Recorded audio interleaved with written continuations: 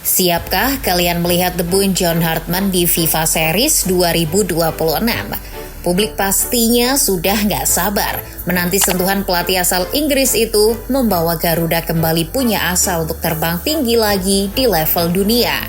Namun untuk mewujudkannya, mantan pelatih timnas Kanada itu sedang dipusingkan dengan tidak hadirnya sosok vital di lini tengah, yakni Tom Haye. Hartman dan tim mau tidak mau harus putar otak jauh-jauh hari guna mencari cara agar pos yang ditinggalkan The Professor bisa digantikan oleh pemain yang sepadan. Sebab pos tersebut merupakan ruh sekaligus otak serangan dari timnas Garuda selama ini.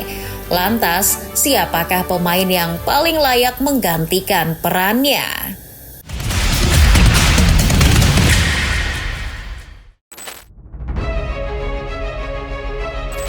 Yang pertama, kita mulai dari Calvin Verdon. Menempatkan Lupi sebagai gelandang sudah bukan barang langka. Di era Patrick Kluivert, bek kiri Lille ini sempat beberapa kali dicoba sebagai gelandang pendamping Joy Pelupesi. Contohnya saat melawan Lebanon dan Irak. Kalian bisa lihat sendiri performa Verdon saat pertama kali ditempatkan sebagai gelandang di laga melawan Lebanon. Permainannya cair banget.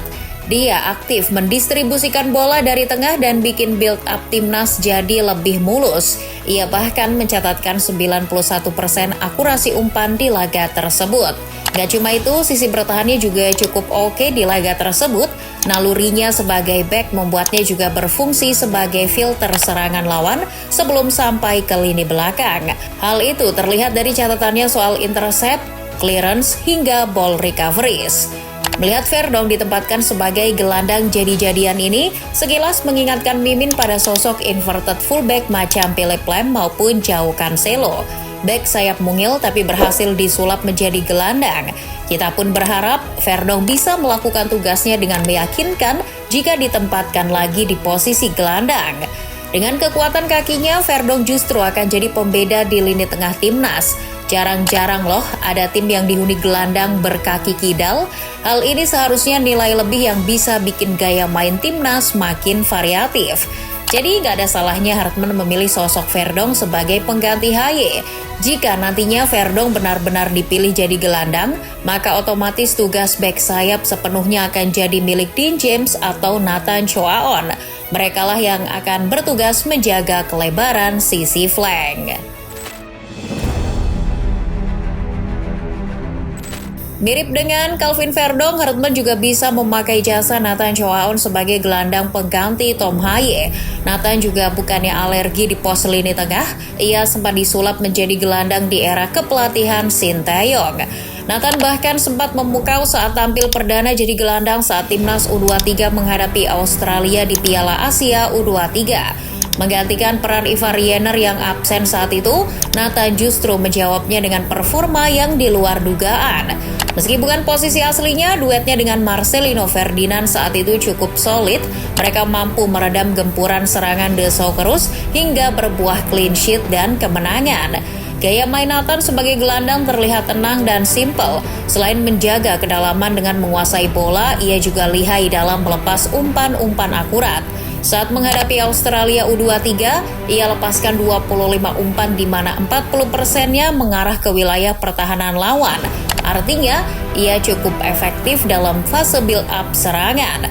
Nathan jadi salah satu model inverted fullback yang bisa dimanfaatkan Hartman. Apalagi secara konsistensi performa, Nathan juga masih jadi andalan tak tergantikan di klubnya Willem II Tilburg. Hal itu tentu jadi nilai lebih yang akan dipertimbangkan Hartman. Nah, jika Nathan yang akhirnya dipilih sebagai pengganti Tom Haye, maka posisi bek sayap tetap akan dipercayakan pada Calvin Verdon atau Dean James. Selain tipe seperti Verdon maupun Nathan, Hartman juga bisa memanfaatkan alternatif lain seperti pemain Persija, Jordi Amat. Terlihat kurang meyakinkan, namun Amat bisa jadi opsi jika Hartman mau main bertahan. Musim ini, ex-back Swansea City itu lebih sering ditempatkan sebagai gelandang di Persija. Penampilannya juga cukup oke dalam membantu pertahanan. Kelebihan jika memasang Amat sebagai gelandang, yakni juga bisa berfungsi sebagai back tambahan jika Jay Itses butuh bala bantuan darurat di tengah laga. Namun sekali lagi, pilihan ini adalah situasional. Misalnya saja saat menghadapi tim besar Eropa macam Bulgaria atau di saat timnas ingin bertahan untuk mempertahankan keunggulan. Di kondisi itulah Jordi Amat bisa jadi opsi yang masuk akal sebagai gelandang pengganti Tom Haye. Duetnya bersama Joy Pelupesi akan jadi duet maut gelandang pekerja kotor yang berguna untuk membendung tipe lawan yang menyerang dan dominan. Tapi jika Hartman memilih opsi lain, ia bisa menempatkan Ivar Jenner sebagai pengganti Tom Haye. Opsi menduetkan Ivar dengan Joy Pelupesi juga terlihat sangat serasi. Ivar bisa difungsikan sebagai gelandang box-to-box yang bisa menyeimbangkan tim. Ia akan melengkapi peran Joy Pelupesi sebagai sang gelandang pengangkut air. Kelebihan mantan pemain FC Utrecht ini adalah distribusi bola dan kontrol permainan. Mirip dengan tipe Tom Haye, ia akan lebih aktif memberi umpan matang pada lini serang timnas. Tapi di sisi lain, performanya di level klub bersama Dewa United terbukti masih naik turun. Ia belum menunjukkan performa yang menjanjikan seperti apa yang diharapkan publik tanah air ketika memilih hijrah ke Liga Indonesia. Inilah yang jadi PR besar bagi Ivar. Jika ia mau mendapat kepercayaan dari Hartman di ajang FIFA Series, ia harus segera berubah dan menjadi lebih baik.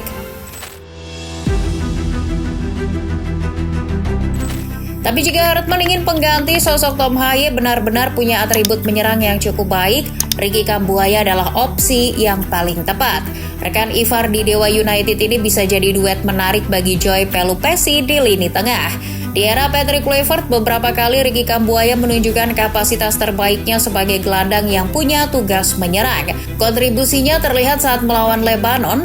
Dengan visinya yang matang, ia beberapa kali mengirim umpan terobosan yang mampu membuka ruang serangan bagi rekan setimnya.